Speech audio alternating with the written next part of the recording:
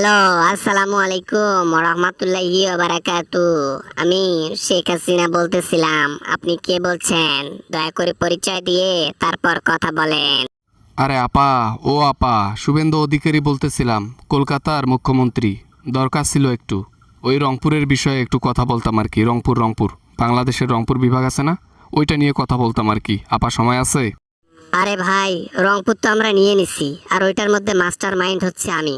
পুরোটার বোঝো নাই? লিখিত হয়ে গেছে, রংপুর এখন ইন্ডিয়ার হয়ে গেছে। এখন আমরা ওখানে বসবাস করব, ওখানে থাকবো, সমস্যা নেই। কিন্তু আপা, আমি তো দেখতেছি ভিন্ন জিনিস। বাংলাদেশের লোক তো খেপে গেছে।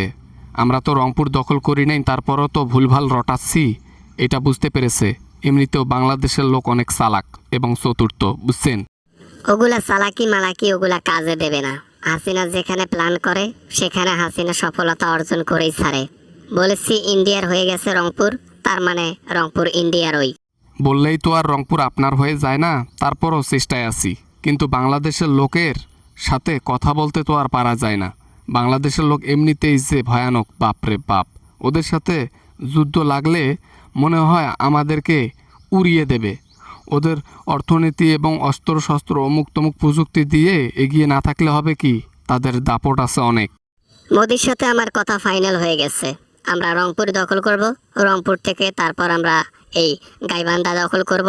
রংপুরের পুরে ডিস্ট্রিক্ট, পুরে জেলা, পুরে একবারে অল ওভার আমরা দখল করে বসে থাকব। কিন্তু নরেন্দ্র মোদী তো বাংলাদেশের কথা শুনতেই পারে না।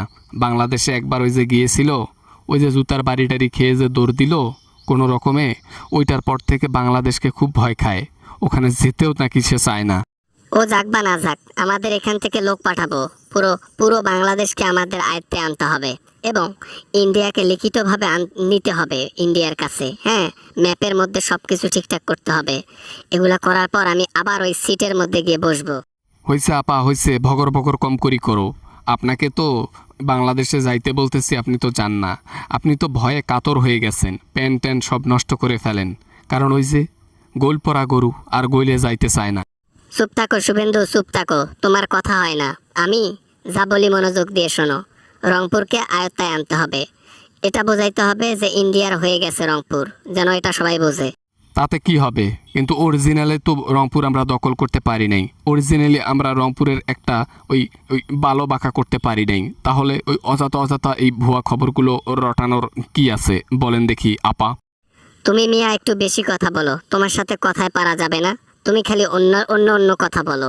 তুমি বোঝো নাই? তোমার সাথে কথা বলায় মজা আসতেছে না। তুমি আমার কথায় সায় দাও। তুমি কেন তোমার কথা বলো? আরে ম্যাডাম, স্বাধীন রাষ্ট্র, স্বাধীন দেশ, ওখানে আপনি একটা ডিস্ট্রিক্ট দখল করবেন? আপনিও তো তাহলে রিপাবলিক টিভির সাংবাদিকের মতন হয়ে গেলেন। এই সিটেকাং আপনার, এই সিলেট আপনার, কিন্তু বাস্তবে ঘোড়ার আন্ডাও নাই। আরে তোমাকে সেটা বালপাকনামো করতে হবে না, বোঝো নাই? আমি মোদির সাথে কথা বলবো, ওর সাথে সবকিছু করবো। গোয়েন্দা মোয়েন্দা পাঠাই দিয়ে রংপুর যেমনি হোক হাতের নাগালে নিতে হবে। বাংলাদেশের এ কোনা নিলে ও কোনাও হবে। আপনার বাপদাদার সম্পত্তি তো চাইলেই পেয়ে যান, তাই না? আসলে কথায় আছে না, যে মুরগি কটস কটস বেশি করে সে মুরগি একটু ডিম কম পারে। আপনি ভগর ভগর করবেন আর এই দিল্লিতেই পড়ে থাকবেন। আপনাকে আমি চিনি না। আরে মিয়া চুপ থাকেন। আমার থাকার জায়গা আছে নাকি? অভাব আছে? হ্যাঁ, থাকার জায়গার অভাব? আরে মিয়া, এখনই হ্যাঁ বললে কয়েকটা দেশ আমাকে জায়গা দেবে, কিন্তু আমি চাই না। এত মিথ্যা কথা বলেন কেমনে? শরম লাগে না, লজ্জা করে না? কোনো পৃথিবীর কোনো দেশ আপনাকে জায়গা দেয় না, আপনি বলতেছেন সব দেশ আপনাকে জায়গা দেয়। একটা দেশে গিয়ে দেখেন, তারপর মনে করব না বুকে হ্যাডাম আছে।